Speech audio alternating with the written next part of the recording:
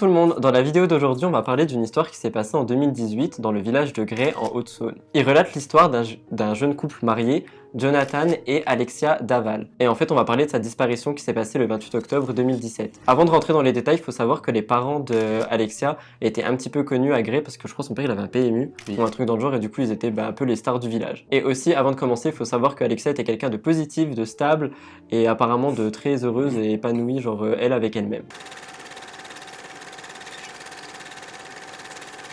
Alors du coup, qui est Jonathan Daval? Jonathan Daval, c'est un enfant qui est issu d'un milieu social plutôt moyen, correct. Ses parents sont séparés quand il avait l'âge de 2 ans, mais sa mère s'est tout de suite remise avec un autre homme qu'il a tout de suite considéré comme son père, puisque de toute façon c'est lui qui l'a élevé, donc voilà. C'était le petit dernier, du coup ça a été un petit peu le chouchou de la famille. En plus il y a eu pas mal de soucis de santé, qui fait que du coup on s'est encore plus attaché à lui entre guillemets. Quand il était jeune, il a failli mourir en étant bébé. Ensuite, il a eu des problèmes de surdité, du coup au niveau des oreilles, il n'entendait pas. Ensuite, il a eu des problèmes de dos qui l'a poussé à porter comme une sorte de harnais, un harnais, un corset. Un corset. Un corset du coup pendant 3 ans, ce qui fait que les jeunes se sont beaucoup foutus de lui. Du coup, il avait pas beaucoup d'amis, c'était quelqu'un d'assez fragile, de renfermé, de très introverti. Il était tout le temps seul. C'était quelqu'un d'effacé qui restait tout le temps dans sa bulle. En 2004, Jonathan il rencontre sa femme, du coup, enfin celle qui va être sa future femme, Alexia, qui elle est âgée de 16 ans, pendant que lui est âgé de 21 ans. Ils se rencontrent et le week-end d'après, Jonathan il est invité à l'anniversaire du coup d'Alexia. Et c'est à ce moment-là que du coup Alexia va faire les premiers pas et qu'elle va aller vers Jonathan, qu'elle va embrasser et du coup ils vont se mettre en couple. Il faut savoir que Alexia et Jonathan ils ont 2 personnalités vraiment différentes. Jonathan c'est quelqu'un du coup qui est très introverti, qui a pas spécialement d'amis, qui est pas très sociable, qui est vraiment dans sa bulle, tandis que elle, Alexia, c'est tout son opposé. Elle est extravertie, elle a énormément d'amis, c'est quelqu'un de généreuse, de joyeuse, qui aime la vie. Donc du coup, c'est 2 personnalités différentes, mais pourtant, ils s'accommodent bien, ils sont relativement bien ensemble. En 2005, Jonathan et Alexia, ils vont déménager du coup chez les parents d'Alexia, le temps du coup d'acheter une maison. Ils vont vivre chez les parents pendant 1 an, et les parents d'Alexia vont témoigner que ça se passait super bien, que Jonathan c'était vraiment le chouchou, c'était comme leur fils adoptif au final. Oui, il les kiffait de ouf. Vraiment, il l'adorait, il était vraiment aux petits soins autant des parents que par rapport à Alexia. Du coup, ils étaient très rassurés de savoir que leur fille était avec quelqu'un de bien. Enfin, du coup, c'est ce qu'ils pensaient. Ils achètent la maison, du coup, 1 an plus tard, en 2006, de la grand-mère d'Alexia. Peut-être qu'elle est morte, je sais pas, mais en tout cas, ils vont déménager dans cette maison. Ils vont se marier, du coup, 2 ans avant le meurtre, donc ça faisait 10 ans de relation. 2014-2015, ils se sont mariés. Après, une dizaine d'années de relation.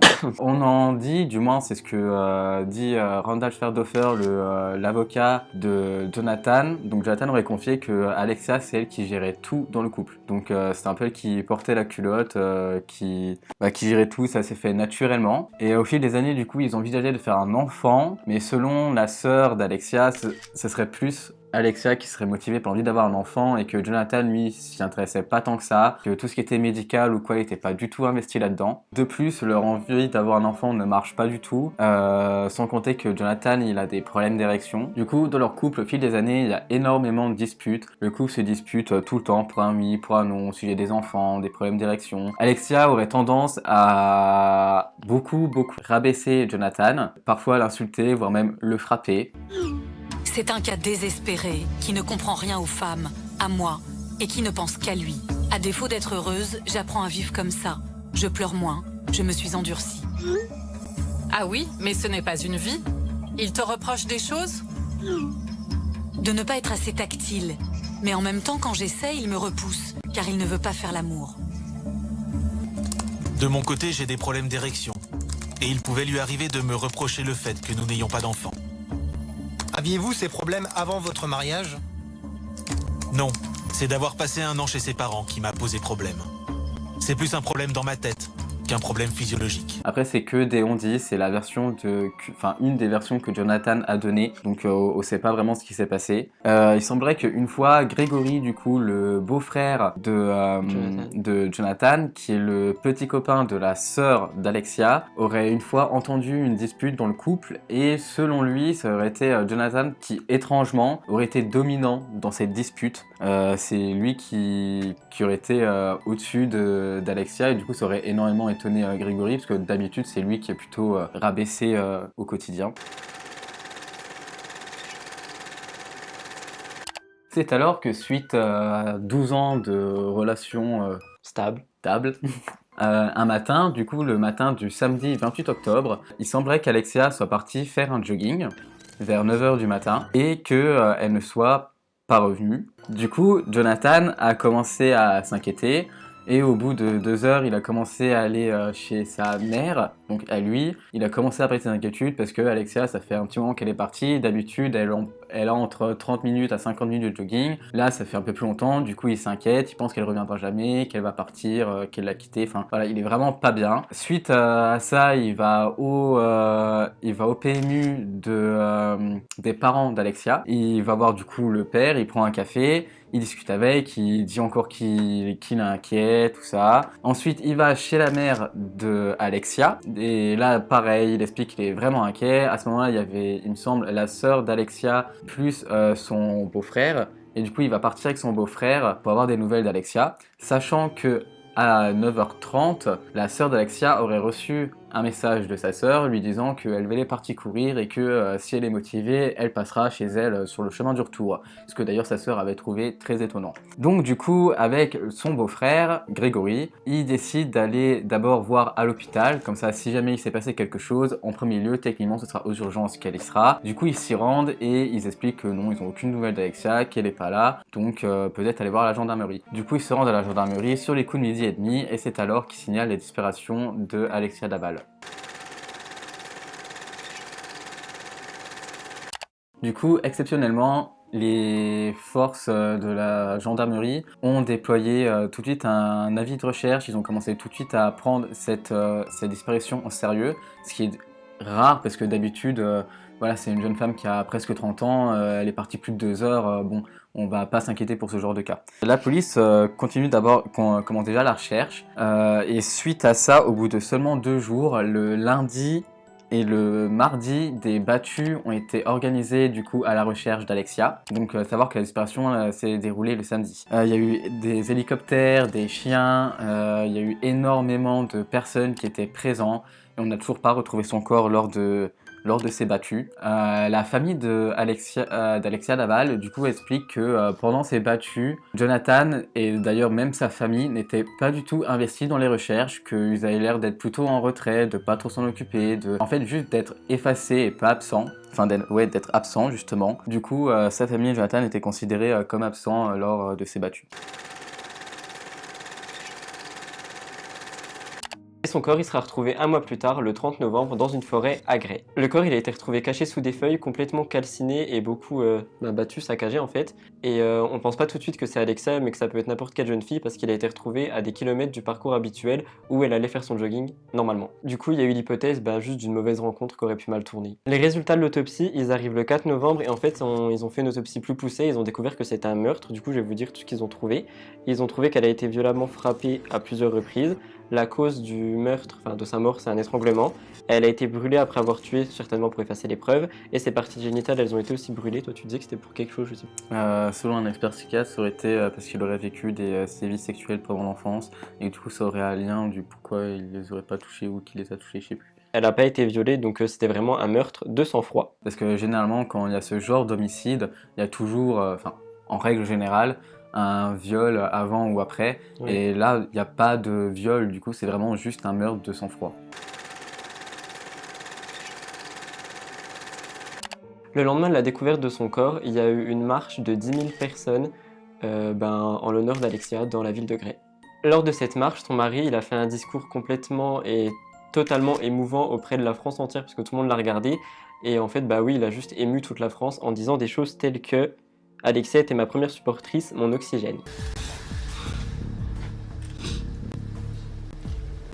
Alexia aimait nager et courir, passion qui nous réunissait, tant dans l'effort que dans l'épanouissement de notre couple. Ses obsèques se dérouleront le 8 novembre et il y a un truc trop bizarre qui s'est passé à ce moment-là, c'est que Jonathan il avait sa veste de costume de mariage.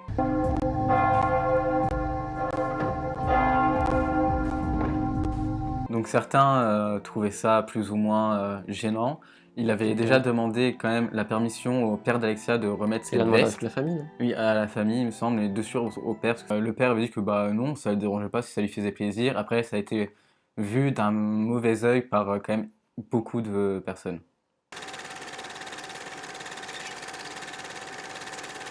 Du coup, l'enquête continue, elle se déroule, sauf qu'ils ne trouvent vraiment rien. Ils n'ont aucune preuve, aucun profil, que dalle. Du coup, ils commencent à se questionner par rapport à la famille, par rapport aux proches, parce que souvent, dans ce genre de meurtre, c'est souvent soit le conjoint, soit la famille. Du coup, on se demande s'il n'y a pas une affaire de vengeance ou quoi que ce soit. Ils commencent à soupçonner Jonathan, mais toute la famille d'Alexia le défend dur comme fer. Ils sont sûrs que non, c'est pas lui, c'est pas possible, qu'il se trompe. Lui, Jonathan, est très impliqué dans l'enquête. Il demande tout le temps aux enquêteurs s'ils ont trouvé quelque chose, un indice, s'ils soupçonnent quelqu'un.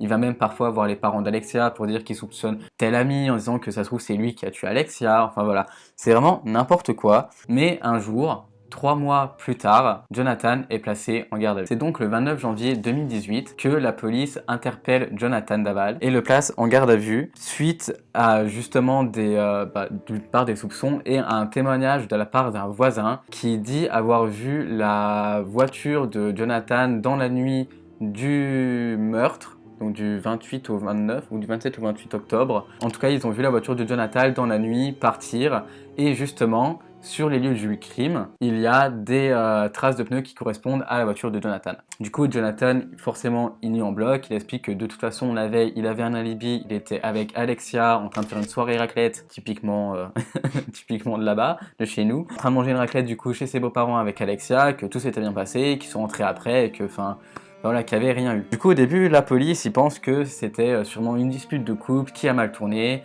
qui fait que voilà, et que Alexia ne serait jamais partie faire son jogging et qu'elle serait morte du coup la veille, ce soi-disant jogging, donc là c'est le soir de la soirée raclette. Du coup, la police commence à faire des recherches par rapport au GPS de la voiture et ils confirment du coup que Jonathan a bien été sur les lieux du crime le soir du meurtre. Du coup, au bout de 30 heures de garde à vue, le 30 janvier 2018, Jonathan passe enfin aux aveux. Il avoue du coup le meurtre d'Alexia Daval et va être inculpé pour meurtre sur conjoint. Et durant cette enquête, il y aura un scandale étant donné que l'avocat de Jonathan parlera de légitime défense. Le 27 juin, Jonathan Daval, en fait, il revient sur ses aveux et se déclare innocent en fait dans cette affaire et en fait, il veut dénoncer un complot familial. Ce complot familial, en fait, ça serait Grégory qui aurait étranglé Alexia suite à une crise d'hystérie qu'elle aurait fait. Et selon lui, du coup, la famille aurait décidé de rien dire pour protéger Grégory. Les parents, ils sont choqués du coup par ce scandale et ils nient tout en bloc parce que c'est totalement faux.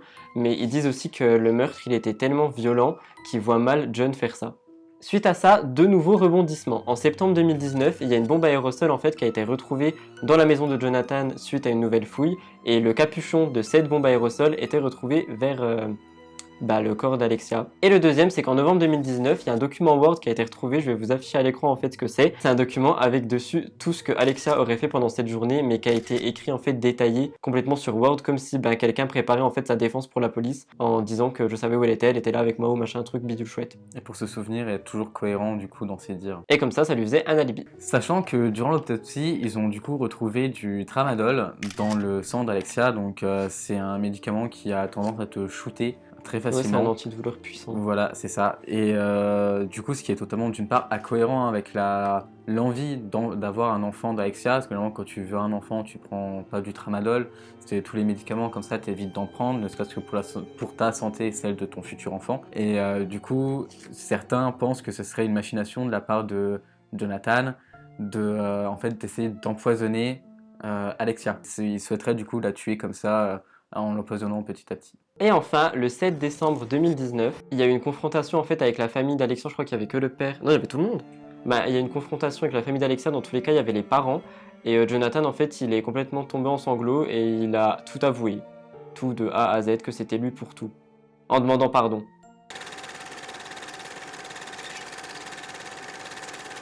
J'ai fait un paragraphe pour la reconstitution, je vais me permettre de vous le lire car je suis fatigué. Mais en gros oui, il y a une reconstitution du meurtre qui a été organisée le 17 juin 2019. Il y avait les parents d'Alexia, il y avait Jonathan du coup, il y avait sa sœur. Et du coup Jonathan il reconnaît avoir frappé le visage d'Alexia contre un mur de béton avant de la rouer de 5 à 10 coups sur le visage et de finir par l'étrangler pendant 4 minutes. Et même il me semble que sa mère dans le reportage elle a dit que pendant 4 minutes il y a le temps de se dire t'es en train de faire quoi là? Ça, 4 minutes c'est super long. Et pour la première fois, il reconnaît enfin avoir brûlé le corps de son épouse. Et c'est maintenant qu'on arrive du coup au procès de Jonathan Daval. Celui-ci a eu lieu le 16 novembre 2020. Donc c'est très récent, c'était il y a 3 semaines, ou 4 semaines selon quand cette vidéo sortira. Du coup, Jonathan confirme tous les faits, il confirme avoir tué sa femme et il écope de 25 ans de prison. Il y a eu pas mal de discussions durant ce procès entre notamment la mère d'Alexia et Jonathan, qu'on va vous mettre à l'écran.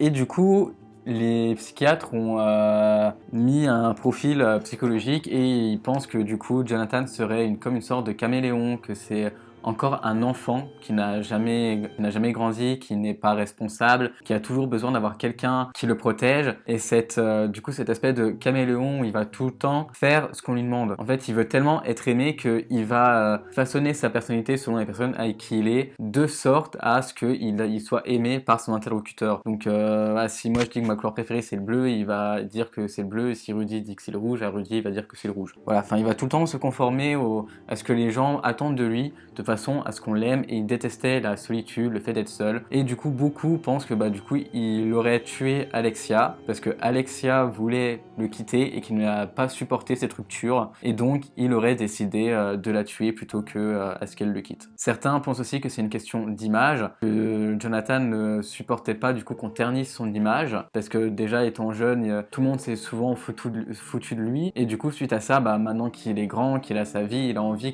de bien paraître auprès des gens, d'avoir une bonne image. Et du coup, le fait que sa femme le quitte, il passe pour celui qu'on a quitté, le mari divorcé. Du coup, ça fait pas bien au vu de la société. Chacun son avis. Et du coup, vaut mieux tuer sa femme que de divorcer. Donc au final, il y a beaucoup de théories du pourquoi il l'aurait quitté. On sait pas, pourquoi il l'aurait quitté, pourquoi il l'a tué. Et finalement, on sait pas. Voilà tout le monde, j'espère que cette histoire vous a plu. C'est pas ça qu'on doit dire. Attends, après moi. Voilà tout le monde, c'est tout pour cette histoire de l'affaire Daval. J'espère qu'on a été assez complet et concret dans ce qu'on a dit. Si la vidéo vous a plu, n'hésitez pas à mettre un pouce en l'air pour nous soutenir et vous abonner à la chaîne qui est du coup une chaîne nouvelle. Et partagez en masse. Ouais, et si vous avez des idées d'affaires, d'enquêtes, n'importe quoi, que ce soit du paranormal ou tout ce que vous voulez, mettez-les en commentaire, il y en a, histoire qu'on s'inspire de ça pour les prochaines vidéos. Salut! Bye!